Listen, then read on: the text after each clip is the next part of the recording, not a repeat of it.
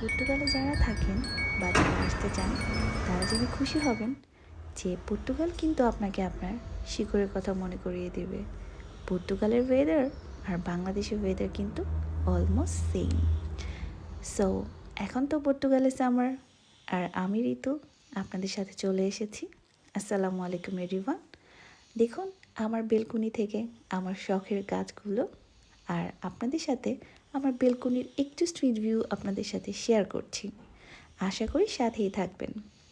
এখন কিন্তু একেবারে সামার চলে এসেছে। তো দেখুন সামারের গাছগুলো দেখতে এত সুন্দর লাগে যখন গাছগুলোর উপরে রোদের ঝলকানি পড়ে, গাঢ় সবুজ হালকা সবুজ হলুদের সমারোহ, অসাধারণ দেখতে।